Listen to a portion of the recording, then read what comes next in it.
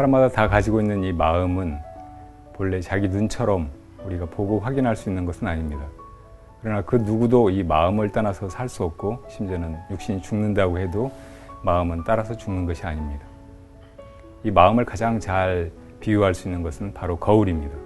거울은 그 앞에 좋은 것이 나타나든 나쁜 것이 나타나든 그것이 좋다 나쁘다 옳다 그르다 분별하지 않고 있는 그대로 그저 비추어냅니다. 우리가 부처님 경전을 공부하는 것은 바로 이 마음을 깨달으려고 하는 그런 마음 공부입니다. 부처님 법을 배우면서 이 마음에 비추어 보고 자기 마음을 잘 가다듬고 닦아나가고 그 존재를 또 깨닫고 하는 그런 내면으로 향하는 그런 여행이 되었으면 합니다. 잘 지내셨어요? 지금까지 잘 살아오셨어요? 살아오신 세월이 돌이켜보니 어떠세요?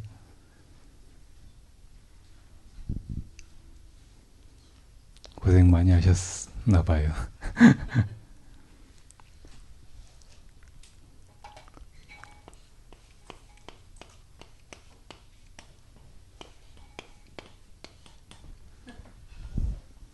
고생이라는 말이 원래 한자어인 거 강구하는 수가 많아요.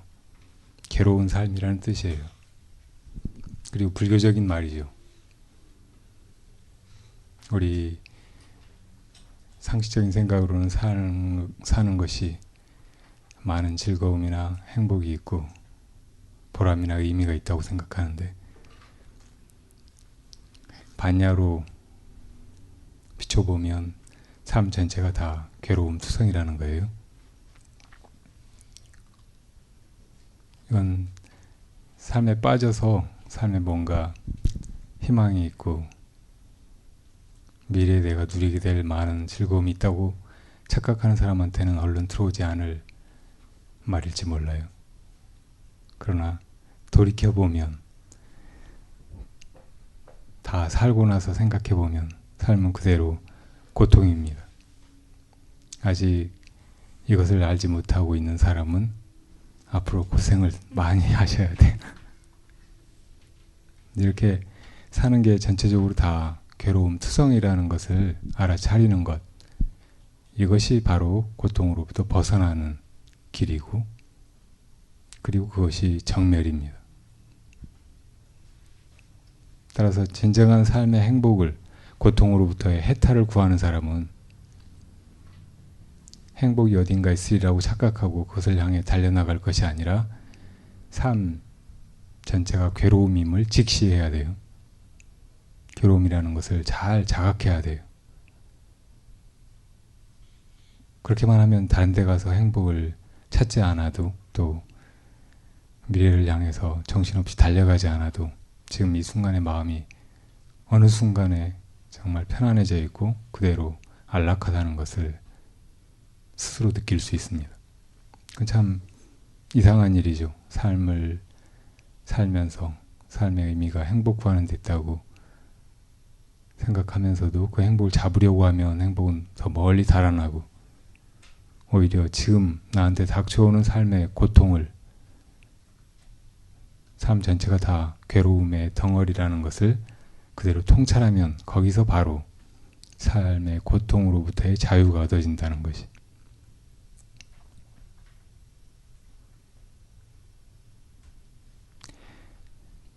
반야심경에서 처음부터 끝까지 강조하고 있는 반야바라밀다. 다시 말하면 진정한 지혜로 이 삶의 고통으로부터 벗어나는 그 길은 바로 삶 전체가 괴로움이라는 것을 직시하는 것을 말합니다. 괴로움을 벗어나는 길, 그것도 어디 둘러둘러 멀리 가는 것이 아니고 바로 삶의 그 고통스러움을 있는 그대로 자각하는 것이에요.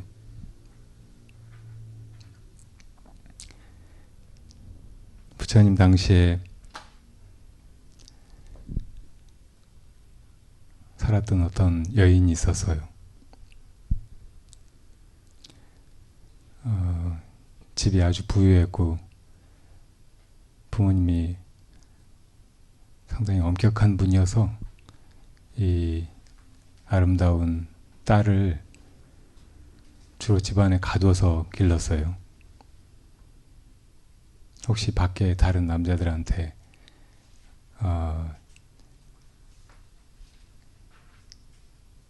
잘못되지 않을까 걱정해서 했겠죠. 근데 뜻밖에도 시중하던 종하고 정분이 통해서 둘이 집을 도망쳤어요. 그리고 이제 아주 가난하게 이웃 마을에 살았는데, 이웃은 바로 이웃은 아니었겠죠. 제법 멀리 떨어진 곳에 도망쳐서 살았는데, 살다 보니까 임신을 하게 되고 산기가 가까워지자 당시 풍습에 따라서 이 여자는 친정에 가서 애를 낳고 싶어 했어요. 부처님 일대기 봐도 부처님 어머니가 산기의 콜리성으로 고향으로 돌아가시는 얘기가 나오잖아요. 그런데 아무리 그렇게 집에 가서 애를 낳아가지고 다시 오겠다고 하는데도 남편이 못 믿어하고, 그렇게 되면 틀림없이 친정에서 붙들고 놓아주지 않을 것 같으니까 가지 말라고 매달리는 거예요. 그래서 남편이 없는 사이에 도망치듯이 집을 나와가지고 친정으로 향합니다. 남편이 집에 돌아와서 보고는 그 아내를 찾아서 또 친정 있는 마을로 달려와요. 결국은 붙들렸어요. 내 친정에 가서 애만 낳아가지고 오겠다. 안 된다. 집에서 그냥 놔라. 이렇게 실랑이를 하다가 그만 바로 산기를 느끼고 덤불숲에 가서 애를 낳았어요. 애가 그렇게 태어나버리니까 친정에 갈 이유가 없어져서 이제 할 수 없이 다시 집에 돌아가가지고 살죠. 또 몇 년 지나다가 두 번째 애가 생긴 거예요. 그러니까 이번에야말로 집에 가서 낳겠다고 또 이제 우기고 집을 나오는데 계속 남편이 뒤따라오면서 가지 말라고 애원하다시피 하는 거예요. 둘 때 신랑이 하면서 친정으로 향하는데 어느 날 저녁에 갑자기 또 산기가 느껴지는 거예요. 그래서 이제 남편이 주변에서 혹시 뭐 덤불이나 뭐나 애 낳을 만한 자리가 있는가 보려고 찾아다니다가 어둠 속이었는데 비까지 막 내리는 거예요. 정신없이 더 여기저기를 돌아보다가 그만 코브라에 물려서 죽었어요. 근데 그 여자는 이제 기다리다가 빛 속에서 어둠 속에서 애를 낳은 거예요. 그 다음 날이 돼서 이제 남편이 왜 안 오나 하고 찾아보다가 뱀에 물려 죽었다는 걸 알았어요. 그 울다가 이제 남편하고 살던 집으로 갈 수 없고 친정으로 가야 되겠다고 무작정 친정이 있는 사위성으로 향하는데, 이제 갓난 애하고 조금 자라는 아들하고 데리고 가는 거죠. 근데 가는 길에 강을 하나 건너야 됐어요. 평상시 같으면 물이 얕아서 그냥 서서 건너갈 수 있는 데였는데 밤사이 내린 비로 강물이 제법 불어있는 거예요. 그래서 머리에 보따리를 이고 한 아이를 안고 다른 아이를 걸리고 그렇게 갈 수가 없었어요. 그래서 이제 큰 애 보고 넌 여기 좀 남아서 기다리라고 하고 그 작은 아이만 데리고 강을 건넜어요. 그리고 강둑에다 갓난 아기를 놔두고 이제 다시 큰 애를 데려가려고 강으로 들어섰는데 한참 걷다가 작은 아이가 걱정이 돼서 뒤를 보니까 독수리가 그 아이 머리 위에 맴을 돌고 있는 거예요. 애를 낳고 채가려고. 막 소리를 지르면서 새를 쫓았어요. 근데 이쪽에 기다리던 큰 애가 그 소리를 듣고 또 엄마 손짓을 보고 빨리 강으로 들어오라는 소리인 줄 알고 강으로 철벅철벅 들어오는 거예요. 그러다가 키가 넘는 물에 휩쓸려가지고 떠내려가 버렸어요. 막 정신없이 애를 부르다가 이제 작은 애를 또 보니까 작은 애도 독수리가 채가버리고 난 뒤인 거예요.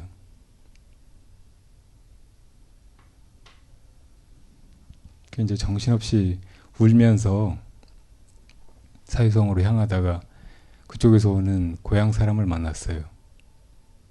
그리고 친정에 부모님이랑 새 형제 자매가 잘 있느냐고 안부를 물었더니 뜻밖에도 간밤에 폭우가 너무 심해서 집이 무너지는 바람에 식구들이 다 몰살했다는 거예요. 그래서 이 여자는 거의 이제 미쳐버렸어요. 정신없이 헤매다니면서 울고 불고 하다가 나중에 옷이 다 찢기고 막 이제 실성했으니까 옷도 막 벗어젖히고 알몸으로 이렇게 돌아다닌다고. 그러다가 부처님이 그거를 아셨어요. 그리고는 그 여자의 마음을 움직여서 그때 부처님이 계시던 사위성으로 들어오게 하신다고. 처음에는 발가벗은 여자가 절 안으로 들어오려고 하니까 스님들이 제지한다고. 부처님이 그냥 그 미친 여자를 절로 들어오게 하라고 하세요. 그리고는 이제 마음을 가라앉히고 지금 네 모습을 보아야 한다고 부처님이 얘기하세요. 그 여자 문득 정신이 들어서 그 여자는 자기가 알몸이라는 것을 알고 몸을 쪼그리고 저 자리에 주저앉고 말아요. 그때 이제 다른 사람들이 찬쪼가리를 던져주니까 그걸로 이제 몸을 좀 가리고 조금씩 정신이 돌아오니까 이제 부처님의 법문을 듣게 됩니다.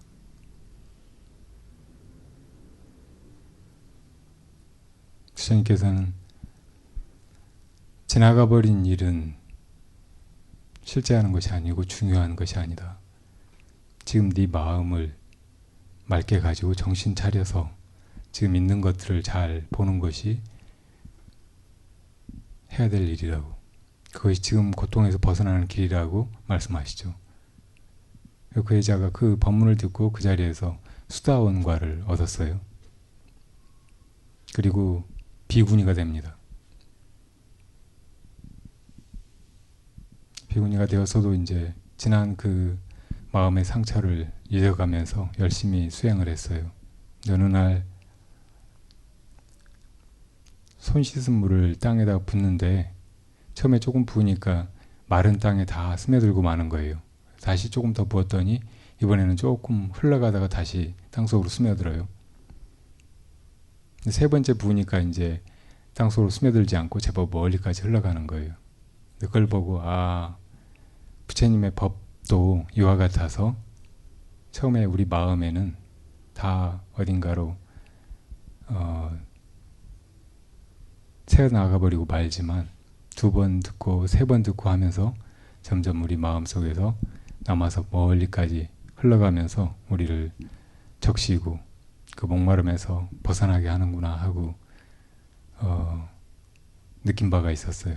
근데 부처님께서 그때 그것을 아시고 그 여인에게 오셔서 그 비구니에게 오셔서 이런 개송을 부셨어요.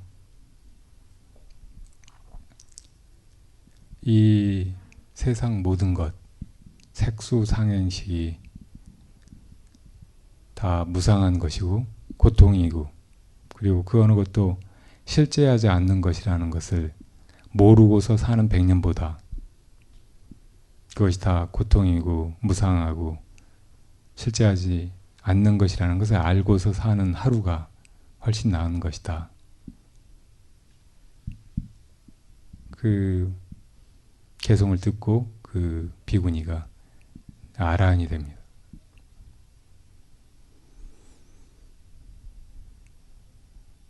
우리가 꼭 그 여인처럼 살아오지 않았나요? 사는 것이 정말 많은 일들이 있고 그 모두가 다 돌이켜보면은 참 더덥고 내 마음에 상처나 아픈 기억으로만 남고 또 어디 남은 것도 없고 잡을 것도 없는 것인데 그 속에 속아서 이렇게 고통스럽게 울며 불며 여기까지 온 것 같지 않으세요? 사실은 다 우리가 그렇게 살고 있는 거예요. 다 고생하고 있는 것입니다. 아직도 이 삶 속에 다시 말하면 밖에 보이는 색성향 미촉법의 세계, 그리고 그것을 우리가 보고 듣고 감지하는 이 수, 또 거기에 대해서 일으키는 온갖 분별, 생각, 망상, 또 그것을 이렇게 보려고 하고 저렇게 해보려고 하고 이것을 얻으려고 하고 저것을 없애려고 하고, 그렇게 마음속에서 일으키는 온갖 의지, 하루하루 깨어났다 잠들었다 하는 이 허망하고 덧없는 의식, 이 오온 속을 우리가 살아오면서 그 속에서 즐거움을 구하고 뭔가 잡을 만한 것이, 고통스럽지 않은 것이, 또 영원한 것이 있으리라고 착각하고 지나온 거 아니에요?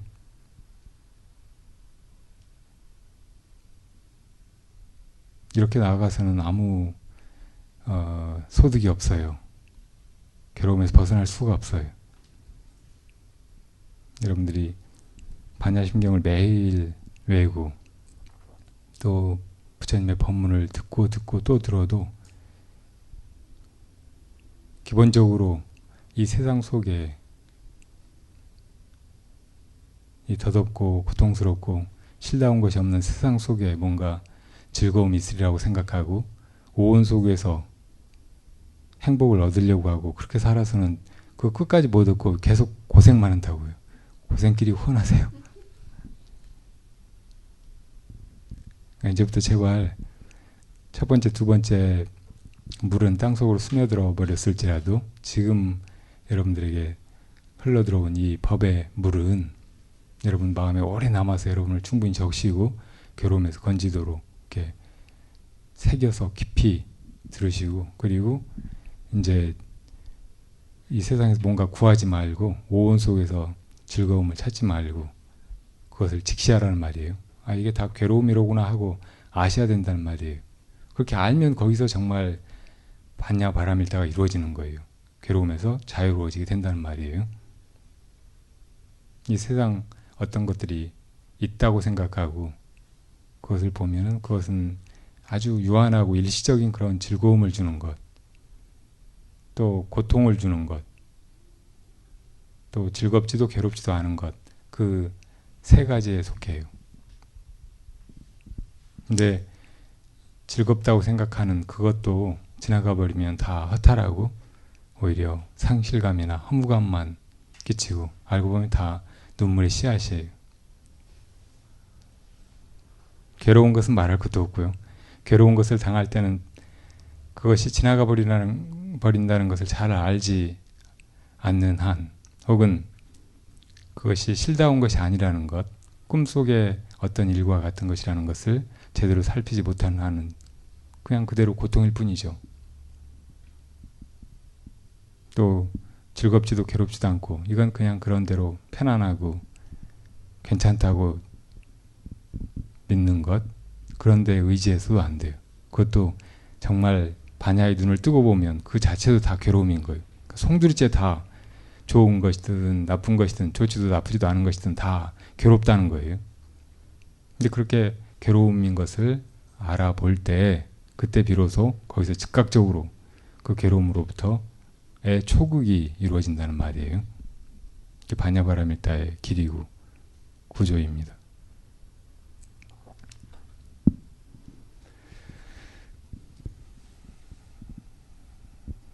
여러분들이 이 생에서 그렇게 삶이 괴로움이로구나 하고 알아차리기만 했어도, 이 고생이라는 것만 배웠어도 그걸로 정말 많이 배운 거예요.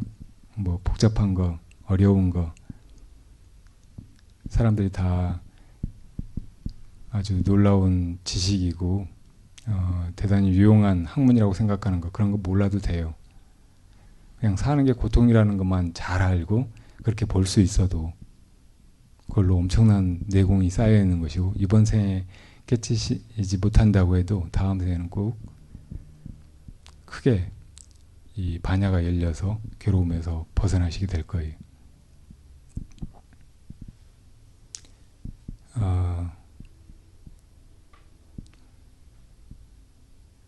천종사는 장황한 말을 뛰어넘어서 바로 우리 마음 안에 그 반야를 일깨우는 그런 법문으로 가득하고, 또 그런 짧은 문답이나 스승과의 그 공존을 통해서 즉각적인 깨달음을 이룬 무수한 선지식들의 얘기로 가득하죠. 조주라는 스님 다 아실 거예요. 네, 그 조주 스님의 본래 이름은 종심이었어요. 근데 그 종심이 3이었을 때 같이 출가한 달정이라고 하는 동네에 친구가 있었어요. 두 사람이 어린 나이에 발심을 해서, 야, 이 세상 다 허무하고 우리가 추구하고 붙들 만한 것은 아무것도 없는 것 같다. 이 덧없는 것을 쫓지 말고 우리는 세상을 떠나서 수행을 하자 하고 산속으로 들어갔어요. 그리고 골짜기를 사이에 두고 종심은 이쪽에, 달정은 이쪽에서 수행을 했어요. 근데 불행하게도 이 달정이라는 스님이 몸이 원래 건강하지 않았는지 자꾸 아파요. 그래도 이제 뜻을 포기하지 않고 자기는 돌을 닦다가 그냥 죽겠다고 애를 써요. 그걸 보고 종심도 더욱 간절한 마음을 내서 수행을 하고, 그런데 정말로 이 달정이라고 하는 어린 사미가 그렇게 수행만 하다가 죽었어요. 나중에 종심은 여러분도 아시다시피 남전 보원 선사를 찾아가게 됩니다. 처음에 선사를 만났을 때 선사는 방에서 누워서 쉬고 계셨어요. 어떤 어린 스님이 들어오는데 예사롭지 않아 보이니까 네가 어디서 오느냐 하고 누운 채로 물으셨어요. 그러니까 서상원에서 옵니다. 서상은 상서로운 징조라는 뜻이죠. 그래서 네가 서상을 보고 왔느냐 하고 물으셨어요. 그러니까 서상은 보지 못했지만 지금 누워 계시는 부처님을 뵙습니다 하고 이 사미가 얘기했어요. 대단히 지혜롭고 뛰어난 수행자죠. 그러니까 벌써 이분이 자기 스승이라는 걸 알아본 거예요. 그러니까 남자 스님이 벌떡 일어나 앉으셨어요. 네가 주인 있는 삶이냐 없는 삶이냐 하셨어요. 그러니까 봄바람도 차가운데 큰 스님께서 법체를 잘 보존하십시오 했어요. 그러니까 벌써 스승과 제자의 인연이 맺어진 거예요. 그리고 얼마 안 있다가 이 종심이 스승에게 찾아와서 본격적인 질문을 던집니다. 스님, 도가 무엇입니까? 그러자 남전 스님께서 평상심이 도인이라 하셨어요. 우리 다 평상의 일상 속에서 늘 쓰고 살아가는 마음이 있죠. 그게 도라고 하셨다고. 늘 쓰고 살아가기 때문에 한 번도 여인적이 없고 어디 따로 가서 찾아야 될 필요가 있을까요? 언제나 가지고 있는 것이잖아요. 바로 지금 여기 있는 것이에요.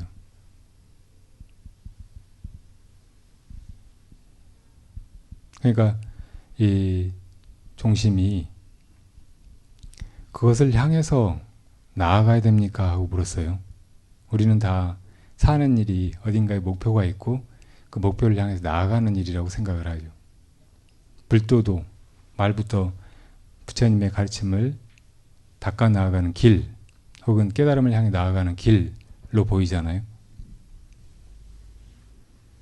그러니까 남전 스님께서 그것을 향해서 나아가려고 하면 도리 어긋난다 하셨어요. 우리 마음 가지고 있는데 그 마음 잡으려고 하면 잡히겠어요? 잡으려고 애쓰면 애쓸수록 더 멀리 있는 것처럼 느껴지고 지치고 좌절하게 될 뿐이라고. 그러니까 이 종심이 그것을 향해서 나아가지 않으면 어떻게 그것이 도라는 것을 압니까? 하고 물었어요.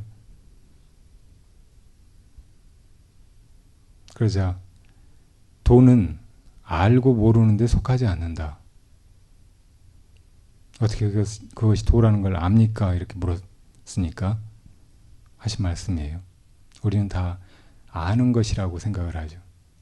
부처님의 법도 아는 것, 도라고 하는 것도 아는 것, 뭐 지혜라고 하는 것도 뭐 아는 것이라고 보통 짐작하잖아요. 근데 진정한 도는 아는 것이 아니라는 말이에요. 뭐 아까 마음이 평상심이 도다 이렇게 말했다고 해도 그 마음을 자기가 알아보려고 하면 알아지겠어요? 알려고 하는 그놈이 마음인데, 눈이 모든 것을 보지만 눈 자체를 보지 못하듯이 마음이 그 마음을 알려고 하면 절대 알 수가 없어요. 근데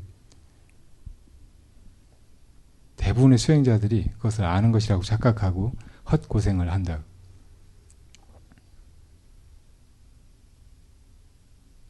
만약에 어떤 것을 안다면 그것은 망상이고 모른다면 무기인이라 하셨어요. 우리가 아는 거 다 정말 냉정하게 돌이켜보면 다 생각일 뿐이잖아요. 잡다한 지식, 아른말이에요. 처음에 모르다가 뭐 알았을 때는 반짝하는 것 같고 뭔가 후련한 것 같고 어떤 때는 즐겁기도 하고, 근데 그냥 그것뿐이에요. 모를 때나 별로 다를 바가 없어요. 다시 말하면 그것이 다 우리를 열반에 데려다 주는 것이 아니고 오히려 열반을 가리는, 열반의 길을 가로막는 그런 아르말이에 불과하다는 것이죠. 망상이라는 말이에요. 모르는 건 무기다. 우리가 이렇게 괴로움 속에 있는 것이 존재의 그 실체를 바로 보지 못하기 때문에, 다시 말하면 소경처럼 눈이 멀어서잖아요. 반야라는 것은 그 눈을 뜨는 거예요. 그래서 지혜의 눈으로 존재를 여실하게 살피는 일이죠. 근데 무기는 그 반야의 빛이 없는 거, 깜깜한 거, 마음이 몽매한 것을 말합니다. 우리는 다 마음이 그렇게 망상과 무기 사이에서만 왔다 갔다 해요. 그 사이에 난 중도를 알지 못하고, 그러니까 항상 머릿속으로 뭘 생각하고 있거나 생각이 없으면 그냥 자요. 아침에 깨나면 망상하고 눈만 감으면 깜깜해져 버리고, 그 두 극단으로만 왔다 갔다 하지 그 가운데로 난 열반의 길을 가지 못하는 거죠.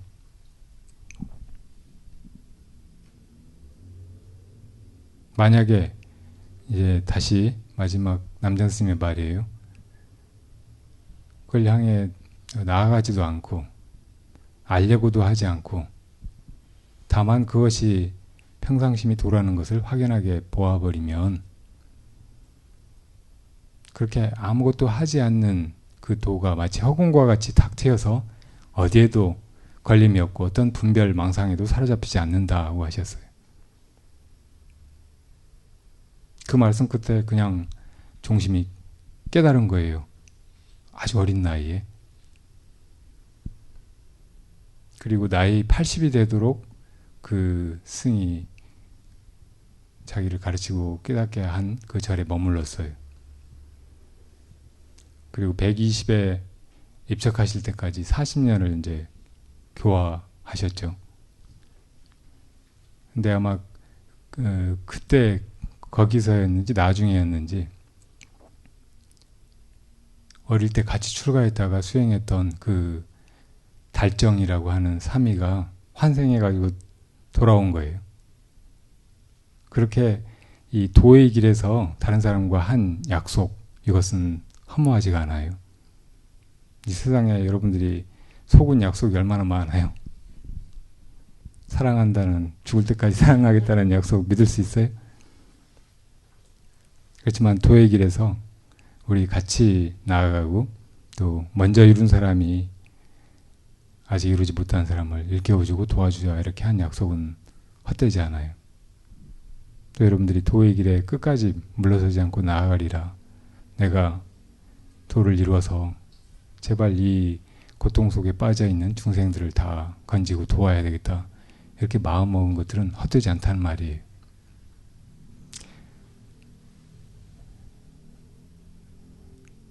근데 그 달정이라는 삼위가 이제는 문원이라고 하는 삼위가 돼가지고 왔어요. 전생에 닦은 것이 결코 헛되지 않아요. 수행을 하다가 못 이루고 죽었다고 해도 다음 생에 다시 그 전생에 도달한 그 지점에서 출발한다고. 인연이 그렇게 다 주어져요. 그래서 이제 조주스한테 찾아온 거예요. 그래서 그 자리에 머물다가 어느 날은 개 한 마리가 지나가는데 그 강아지를 번쩍 들고 조주스님 방으로 들어왔어요. 그래서 스님 이 개한테 불성이 있습니까 없습니까 하고 다짜고짜 물은 거예요. 불성은 뭐예요? 바로 평상심이죠. 우리가 가지고 있는 본래 마음. 그 마음이 중생들마다 다 가지고 있어서 부처님이 이 중생 그리고 중생이 가지고 있는 마음 또 부처가 깨달은 그 불성 이것이 다르지 않다고 얘기하신 거잖아요. 심, 불, 급, 중생, 시, 삼, 무차별 화엄경에 나오는 말이죠. 여러분 불성 없는 사람 있어요?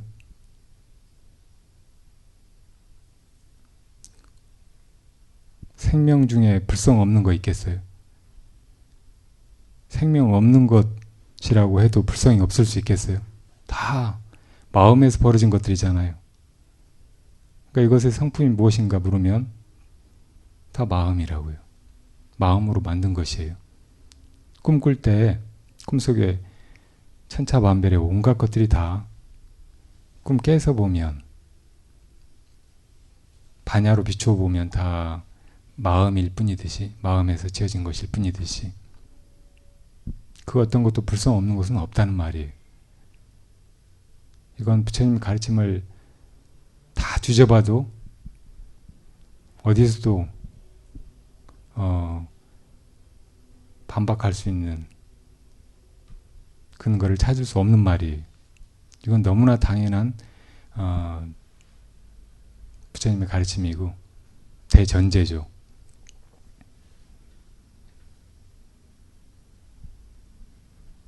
그런데 당연히 조주스님이 있다 이렇게 대답하셨어야 될 텐데 없다고 하셨어요. 없다.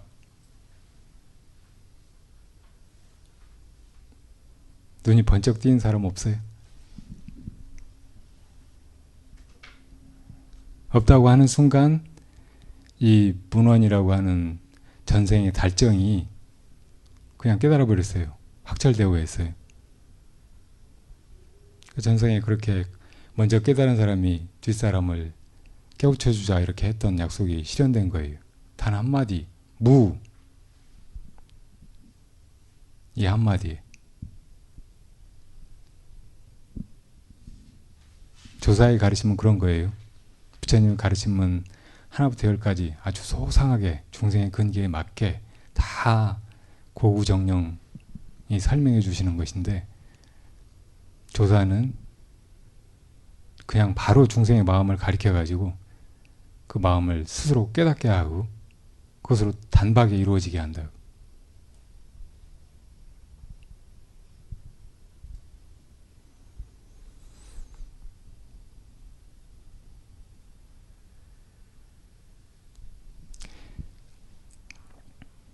이 반야신경에서 보시면 알겠지만 아까 존재하는 것들이 다 무상하고 고통이고 그 어느 것도 실체가 아니고 이것을 소승의 삼법인이라고 하잖아요. 근데 이것을 깨닫는 것도 반야지만 이 반야심경과 같은 대승의 경전에서는 그 삼법인도 다 공하다고 얘기하신다고. 무고진멸도. 이 모든 것이 다 고통이라는 것을 아는 것은 고의 진리잖아요. 근데 뭐 그 고의 진리가 없다고 하신 거라고. 무고진멸도에서는. 그러니까 그렇게 소승의 가르침조차 실다운 것이 아니고 그 역시 또 공안, 그런 언명이라는 것을 드러내는 것이 대승의 가르침입니다. 그렇게 소승, 대승, 일불승, 선 이렇게 조금씩 더 높은 차원의 불교로, 본격적인 불교로 나아가는 그런 과정은 반야가 조금씩 심화되어가는 과정이라고 지난번에 말씀드렸죠. 결국 그것이 가장 궁극적으로 전혀 단계나 혹은 설명 없이 바로 드러나는 것이 조사의 일구예요. 한마디 말.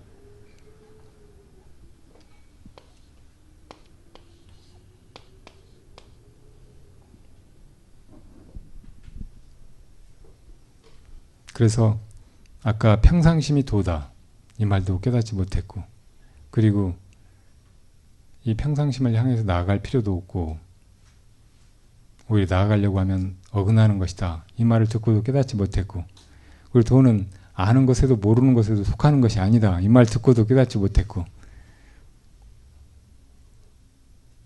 그런 사람은 이 일구를 참고하면 돼요. 일구를 참고하면 그냥 바로 이 자리로 들어가 버린다고. 조 스님에게 계획이 불성이 있습니까 하고 얘 친구가 와서 물었는데 없다 이렇게 한 이 한마디 말,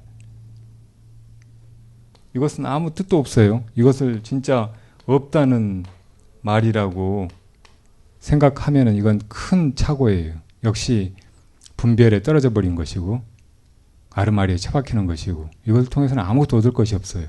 망상으로는 결코 반야를 얻을 수가 없다고. 그 망상을 떨쳐내야 돼요. 이런 아르마리를 놓아버리고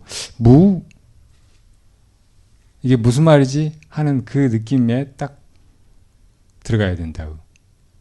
그게 바로 활로예요. 살아있는, 살아나는 길이라고. 그렇게 이 일구를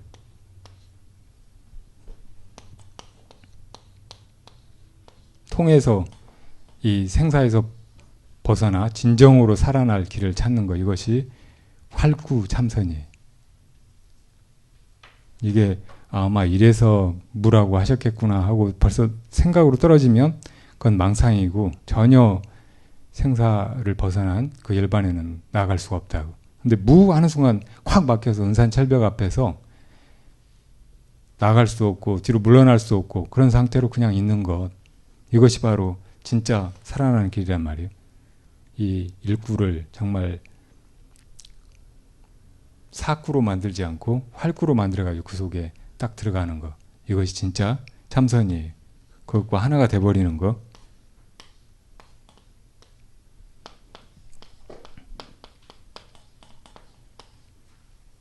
참은 하나가 된다는 뜻이잖아요. 동참한다는 뜻이에요. 우리가 뭘 배우고 알고 하는 거, 그런 것들은 다 나와 아는 지식, 이것이 분리되어 있어요.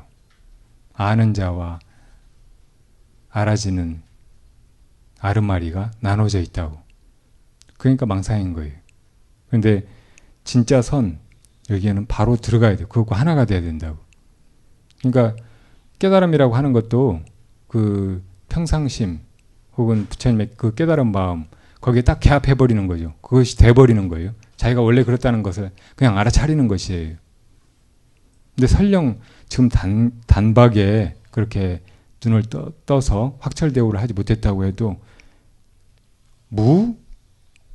하는 의심에 딱 들어가 버리면 그 순간은 진짜 거기 진짜 선에 들어가는 것이라고. 이 선이란 망상과 무기, 이것을 다 여인 것이에요. 중생들은 다 망상에 빠졌다가 무기에 떨어졌다가 혼침에 빠졌다가 산란심에서 놀아나다가 계속 그렇게 양변사에서 왔다 갔다 하잖아요. 그런데 선은 그 양변을 여인 중도에 딱 들어가 버리는 것이라고.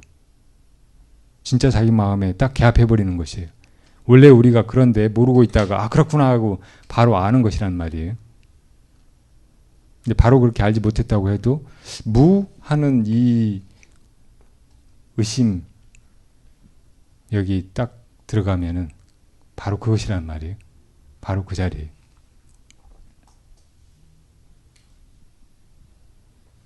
이렇게 반야신경을 그냥 불교에 대해서 뭐 배우는 것이다, 이 한문으로 된 경전을 새길 줄 아는 것이다, 이렇게 생각하지 말고 이게 바로 마음을 가리키는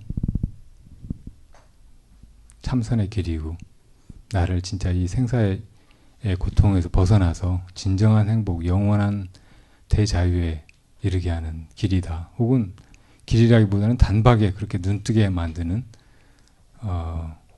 살아있는 가르침, 활구다, 이렇게 이해하시면 좋을 것 같아요.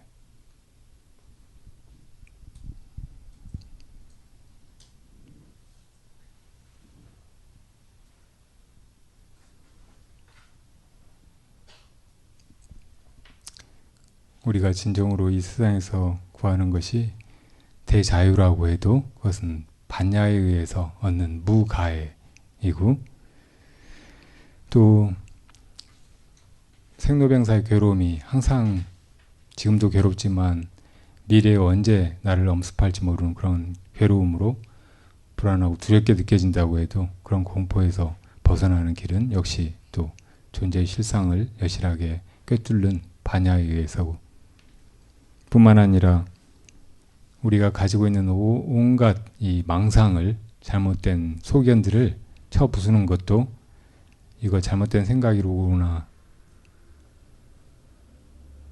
이렇게 바로 비추어 아는 길도 역시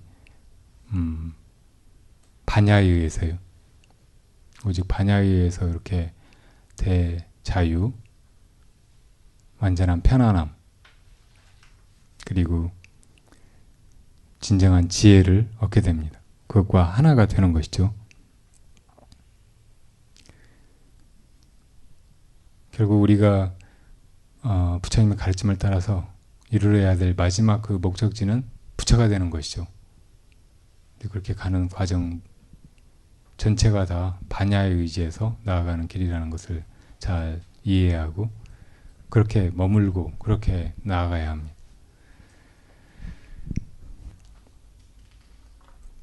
진정한 불제자란 성부를 향해서 나아가는 그 구도자라는 것을 이해하고, 또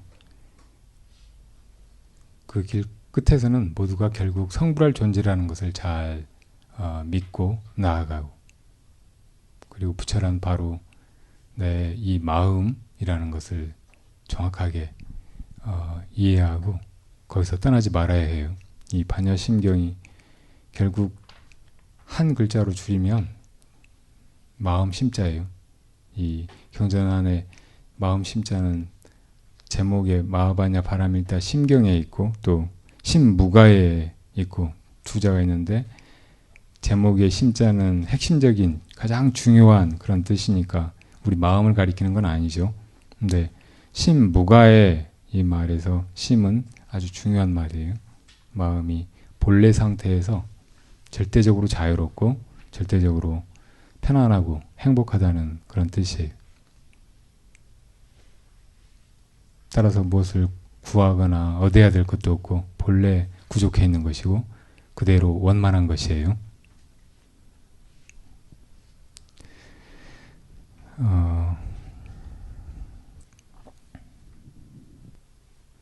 생로병사의 괴로움 속에 있는 우리가 생로병사의 괴로움에서 벗어나는 길은 생로병사를 있는 그대로 잘 보는 반야에 있습니다. 다시 말하면 생로병사가 그대로 괴로움이라는 것을 여실하게 살피고 또 다 지나가 버리는 무상한 것이라는 것을 바르게 알고, 또 그 어디에도 색수상행식, 우리 마음 밖에 있는 것이든 마음 안에 있는 것이든 존재로 드러난 것은 그 어떤 것도 실체가 없다는 것을 아는 것을 통해서예요. 이것이 반야바라밀다이고, 그 반야바라밀다는 멀리 밖을 향해서 내닫는 그런 길이 아니고 바로 자기 마음에 눈을 뜨는 것이에요. 마음에 눈을 떠서 다른 무엇을 보는 것이 아니고 자기 마음을 알아차리는 것이에요. 우리 본래 가지고 있는 마음은 망상에 뒤덮이기 전에, 또 헛되이 다른 것을 구해서 밖으로 내닫기 전에 그대로 완전하고 진실로 편안하고 행복한 대자유의 것입니다. 부처님 가르침의 구경 목적이 나와 일체 중생이 다 괴로움에서 벗어나 대열반을 이루는 데 있다고 할 때 그것은 온전히 반야에 의지해야 하고, 반야는 이미 우리 안에 자기 참 존재가 그렇게 열반과 해탈의 상태에 있다는 것을 그냥 돌이켜 보는 일이에요. 밖에서 무엇을 구하는 일이 아니고 아는 일이 아닙니다. 모두가 그렇게 대반야에 의지해서 바른 원력과 또 실천행으로 나아가서 다 편안해지시고 자유로워지시고 진실로 행복해지시기 바랍니다. 다음 시간에 이어서 하죠.